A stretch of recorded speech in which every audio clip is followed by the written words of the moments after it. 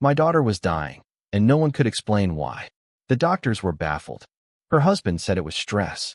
I knew better. She was fading right in front of my eyes, and everyone just kept pretending it was normal. Then, late one night, my 5-year-old granddaughter slipped a note into my hand and whispered, "Grandpa, don't leave. Check the safe in Mommy's closet. The code is 1251. What I found inside that safe made my blood run cold. By the time I realized what was happening, my daughter only had days left. And the one responsible for it all? Let me ask you this first. What will you do in my position? Will you go nuclear or Trojan? Tell me in the comments section. Also tell us where you're watching from. We might give you a shout out in our next video. Please subscribe for more stories. It started with the weight. That's what Damien kept pointing at anyway.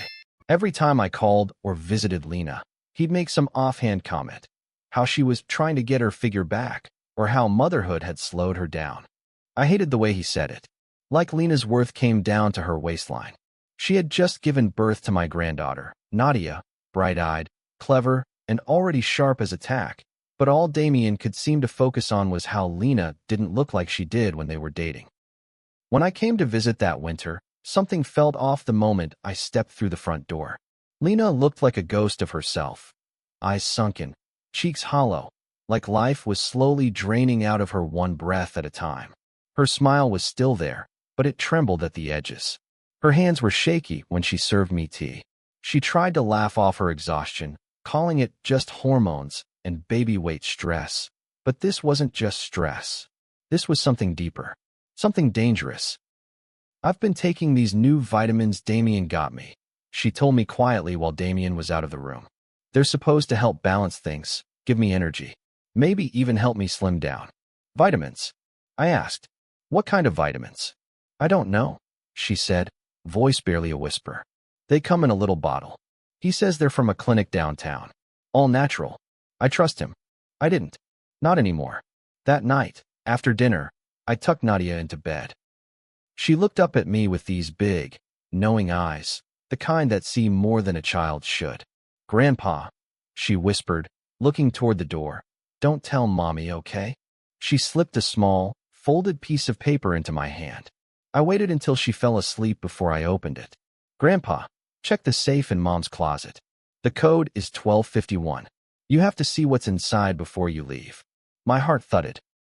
I stood in the hallway, staring at her door, thinking about all the times I'd brushed off gut feelings, all the ways I'd let politeness silence my instincts. Not this time. Everyone had gone to bed. The house was quiet.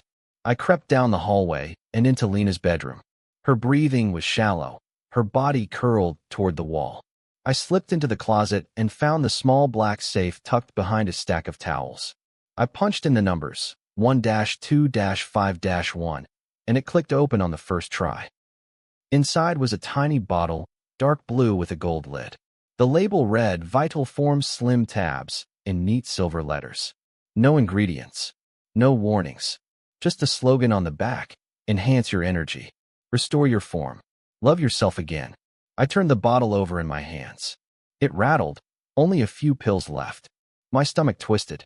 Why was this hidden in a safe? Why not in the bathroom with the other vitamins? And why didn't Lena even know what was in them? Then it hit me. This wasn't about wellness. This wasn't about health. This was about control. I took the bottle, slipped it into my coat pocket, and locked the safe again. But I couldn't sleep. Every time I closed my eyes, I saw my daughter's face, pale, thin, and wilting like a flower without sunlight. She wasn't just sick. She was dying. And someone in this house wanted it that way. I didn't sleep at all that night. I just sat in the guest room, the bottle resting on the nightstand like it was breathing evil into the room. Every few minutes, I'd glance at it again, hoping it might somehow explain itself. But it didn't. It just sat there, quiet, menacing. I remembered the last time Lena was really herself. It was before Nadia, before Damien's comments turned into jabs, and jabs into full-blown shame. She used to light up rooms, confident, funny, sharp. Somewhere along the way, he dimmed her down like a light switch. She laughed less. She apologized more, always adjusting her shirt, always covering her stomach. That was Damien's doing. The next morning, Lena looked worse. Her skin was grayish. and her hands trembled when she tried to butter a piece of toast. "Didn't sleep too well," she said with a weak smile. "Probably just need some of those tabs." I wanted to scream. I wanted to grab that bottle and throw it across the room. Instead, I asked her gently, "Do you know what's actually in those pills, sweetheart?" She blinked at me. "Not really." "Damien says they're from a friend who does fitness stuff. You know, holistic things. And you've been taking them how long?" "For months, maybe 5, she said. "But only one a day." My blood ran cold.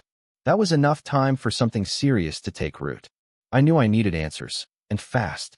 I excused myself, went outside, and called an old buddy of mine from my Navy days. Marcus used to work in military medical labs and now ran private pharmaceutical research. If anyone could test these pills without making a scene, it was him. He didn't ask too many questions, just told me to overnight the sample. "If it's just a vitamin, I'll tell you. But if it's not," he didn't finish the sentence. He didn't have to.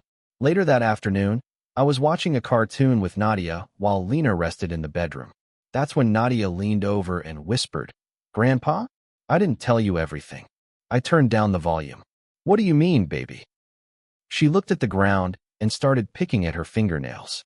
"I saw Daddy take the bottle from a lady. She was really pretty, like the kind of lady in the magazines." I sat up straighter. "Where was this?" "Outside my school.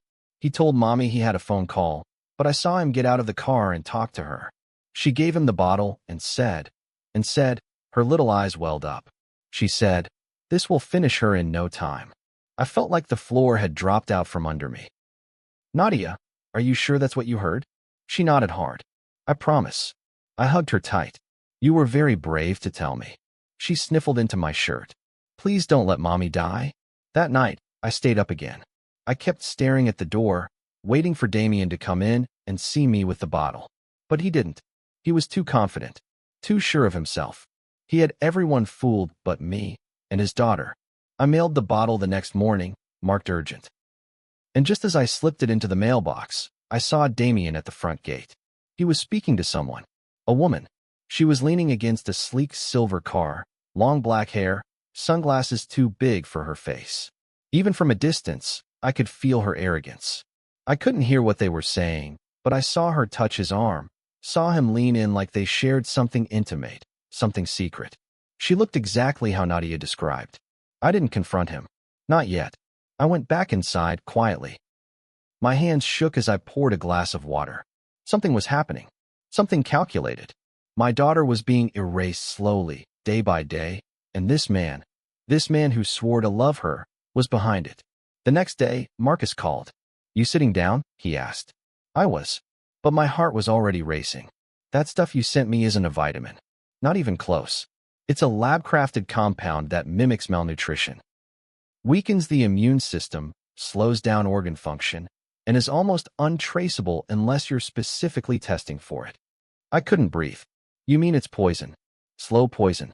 Over time, it could look like an autoimmune disorder, maybe even early-onset organ failure." But I cross-referenced a few markers. This was made intentionally, not natural, not safe, and definitely not something sold legally. I hung up the phone, numb. There was no more doubt. My daughter wasn't sick. She was being murdered. By the time Marcus's call ended, I was pacing the living room like a man possessed. My daughter was being poisoned. Poisoned by the man she married. And I was the only one who knew it. The only one who believed it. The only one willing to stop it.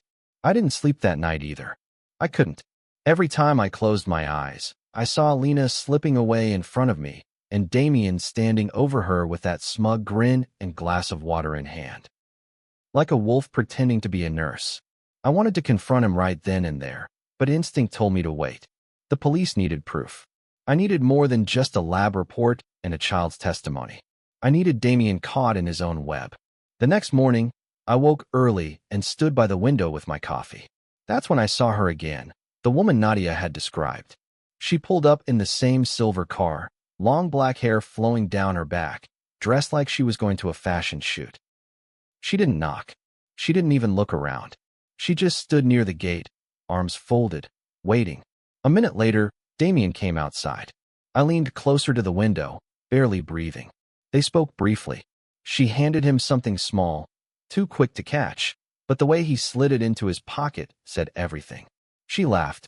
He touched her waist, and just before she walked back to her car, she leaned in and kissed his cheek. Not casually, intimately. I grabbed my phone. This time, I took a video. I wasn't just looking at a side piece. I was looking at a co-conspirator, someone who knew exactly what those pills were meant to do and probably helped design them. They weren't just having an affair. They were planning Lena's death. After they both left, I sat at the kitchen table, hand on my chest, trying to slow my heartbeat. I thought about all the years Damien had fooled us.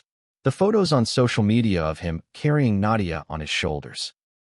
The way people called him the perfect dad at the birthday parties. Meanwhile, Lena had become a shell, shrinking under his shadow, smiling less, talking less, eating less. But not anymore. I contacted the local police department that same day. I showed them the lab results, the video. I even gave them the note Nadia passed me. At first, they were cautious. But then I mentioned the lab's credentials, Marcus's military clearance, his name tied to federal contracts. And suddenly, they started asking the right questions. They took it seriously. By the next morning, Lena was quietly moved to a private hospital for a full toxicology screening, while detectives paid Damien a surprise visit at work. I'll never forget the call I got that afternoon. We searched his office, the officer said, and found several more bottles. Unlabeled, hidden in a drawer. There were also text messages on his personal phone, between him and the woman he was meeting. The messages match your granddaughter's account. Phrases like, "Once she's out of the way, and this batch should be faster." Faster. I nearly dropped the phone. I drove straight to the hospital, where Lena had just finished her tests. She looked weak, confused, but she managed to ask me, "Why am I here, Dad?"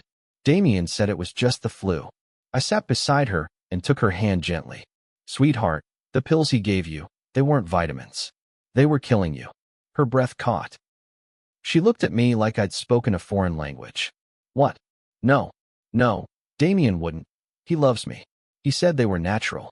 I nodded, swallowing the lump in my throat. "That's what he wanted you to believe." Then I told her everything. About the safe. About the note. About Nadia's secret. About the woman in the car.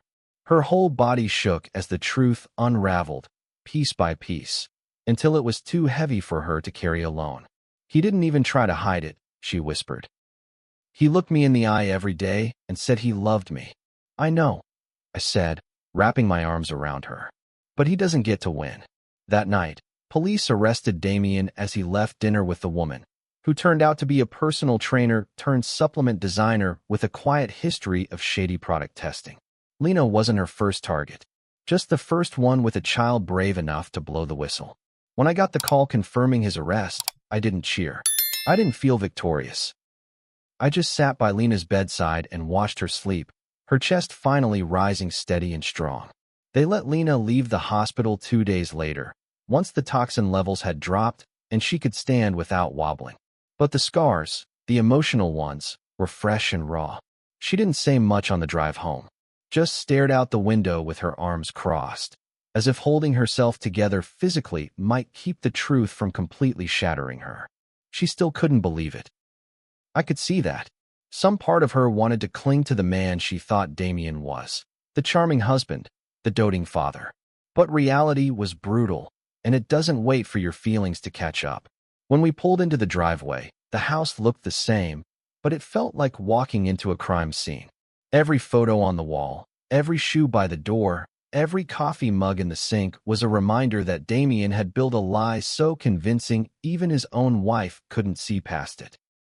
But now the lie was collapsing, and Lena was about to watch it fall. She asked me to stay with her that night. I didn't even hesitate.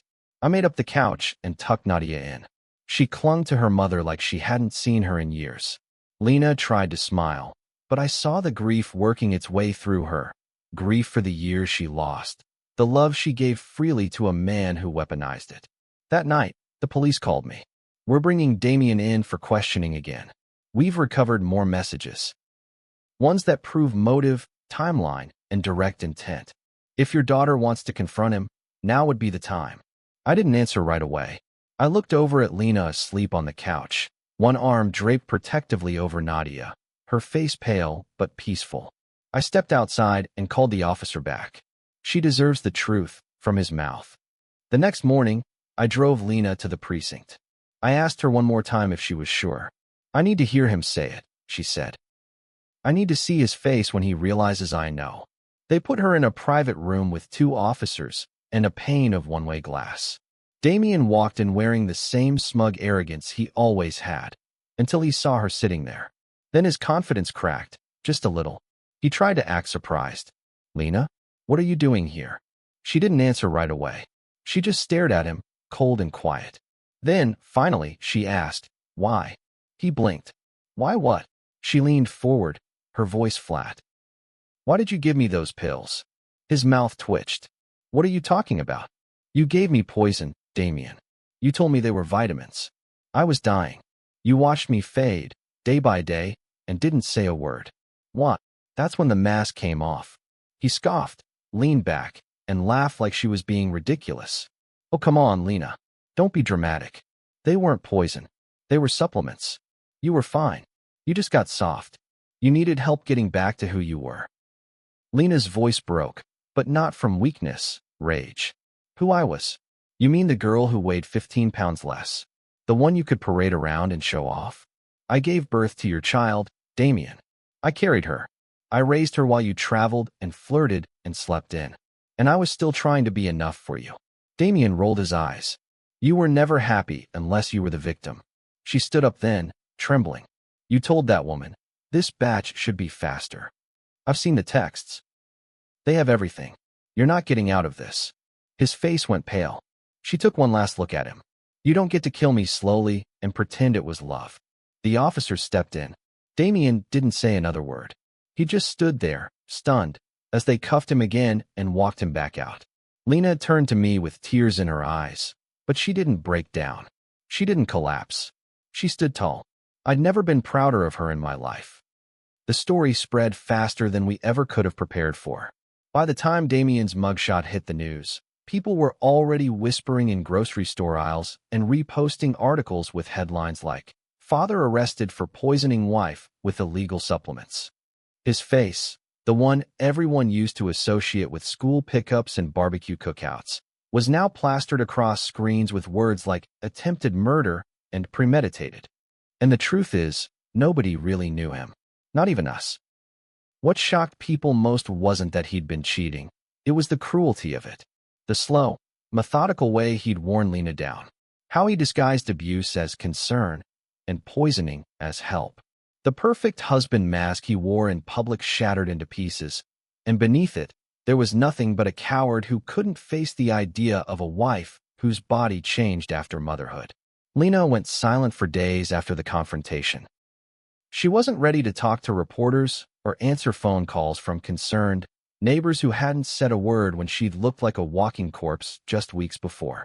Instead, she spent time with Nadia, sitting on the floor building puzzles, reading books, brushing her daughter's hair like it was the only thing anchoring her to the earth. Nadia, bless her, was stronger than we knew. She asked hard questions. Is Daddy going to jail forever? Was Mommy going to die? And then, more quietly, was it my fault that he didn't love her anymore? That one nearly broke me. Lena held her daughter's face in both hands and said, No, baby, none of this is your fault. You didn't just save me. You saved us. Still, the community's reaction wasn't all supportive. Some of Damien's friends tried to defend him, even after the evidence. He just cracked under pressure, they'd say. He loved her, he just didn't know how to handle everything. One woman even had the nerve to tell Lena at the pharmacy, You should have tried harder to keep yourself up. Men noticed those things. Lena didn't say a word. She just turned, walked out, and never went back to that pharmacy again. The truth is, society still looks at women's bodies like public property, especially after motherhood. If she had died, people would have mourned her, sure. But quietly, under it all, some would have whispered, She let herself go. But she didn't. She held on. She survived. A few weeks later, Damien's bail was denied. Too much evidence, too many risks. The texts between him and the supplement woman revealed a full plan. Get Lena on the pills, wait until her health collapsed, claim it was some rare disease, and collect the insurance money. He had even updated the policy 6 months before with a suspiciously high payout clause. The woman, her name was Kara, lawyered up fast. Claimed she didn't know the pills would harm anyone. But she'd used a fake name and untraceable suppliers. She knew. They both did. And now they were both going down. Lena started physical therapy to rebuild her strength, but emotionally, she was still raw. Some nights, I heard her crying through the walls. Not sobbing, just the quiet kind of grief that leaks out when you think nobody's listening. I never pushed her to talk. I just made breakfast every morning, drove Nadia to school, and let Lena know that whatever healing looked like for her, I'd be there. One morning, about a month after the arrest, Lena came into the kitchen, hair still wet from the shower, no makeup, wearing an old college hoodie. She poured herself coffee, took a sip, and then looked at me. "Dad," she said, "do you think I was stupid for staying so long?" I put my mug down slowly. "No, I think you were kind. I think you were trusting. And I think he made sure you believed leaving him would break your family." She looked down. "It almost did. But it didn't," I said. "Because you've got a daughter who sees through darkness. And you've got a spine made of steel, even if it doesn't feel like it yet." She smiled, just a little. It was the first time I'd seen her smile without pain behind it. That night, she wrote a letter, not to Damien, but to herself. She didn't show me what it said. She just sealed it, tucked it into her nightstand, and said, "That's for the day I forget what I survived." I still remember the first time Damien shook my hand. He was clean-cut, polite, all charm and confidence. The kind of man who looked you in the eye and said all the right things without blinking. Lena was glowing then, fresh out of college, head over heels, convinced she'd found her forever. I remember thinking, he's sharp, a little too smooth, maybe, but he seems solid. Now, every time I replay that moment in my mind, I feel a burn behind my eyes. Because the man who stood in my doorway that day was never who he said he was. He was a liar wrapped in good posture and expensive cologne. He didn't just break my daughter's heart. He tried to erase her, slowly, quietly, as if she were a burden he could medicate into the grave. But not on my watch. After the trial began, Lena chose not to testify in person. The prosecutors had enough. Texts, videos, lab reports, even surveillance footage of Damien and Kara exchanging the pills near Nadia's school. She gave a statement instead, read by the DA. It was simple, measured, devastating. "I loved a man who made me feel small every day. I changed for him. I starved myself for him. And he thanked me with silence, ridicule, and poison. He will never get another chance to break me again." Damien didn't look up once during the reading. He was sentenced to 15 years. Kara got 7, with 3 suspended. Neither of them showed remorse. But their freedom was gone. And so was their ability to hurt Lena ever again. In the weeks that followed, Lena sold the house. She wanted a fresh start. She moved into a small rental with Nadia, closer to me, closer to her therapist, and far from the neighborhood that once saw her as nothing more than Damien's wife. She enrolled in a women's support group, started journaling again, got a part-time job at a local bookstore. Something she'd always dreamed of but never had time for under Damien's thumb. Every small step was a victory, even if it didn't always feel that way to her. One afternoon, we were sitting on the porch, watching Nadia draw chalk hearts on the sidewalk. The air was quiet, gentle, for once. Lena sipped her tea and said, "You know what's crazy? I don't hate him." I turned to her slowly, surprised. She shrugged. "I mean, I should. But I don't. I feel nothing. That's scarier in a way. I don't know when I stopped loving him, but I know I won't ever go back to that version of myself again." I nodded, letting her words settle between us. "That's not scary," I said. "That's healing." She smiled again, different from all the others before. This one was whole, rooted, free. I think about that often. About how close I came to burying my daughter without ever knowing what really happened. About how brave Nadia was to pass me that note. About how Lena stood in front of the man who tried to end her and didn't flinch. People think strength is loud, flashy, a punch thrown or a door slammed. But sometimes, strength is silent. It's a woman holding her daughter's hand on the worst day of her life and saying, "I'm still here." And that matters more than any courtroom sentence ever will. If this story hit home for you, Take a moment to reflect on the quiet ways people we love can hurt us, and how we often ignore those signs until it's almost too late. Share your thoughts in the comments. Has someone in your life ever worn a mask like Damien's? Let's talk about it. Your voice might help someone else open their eyes before it's too late.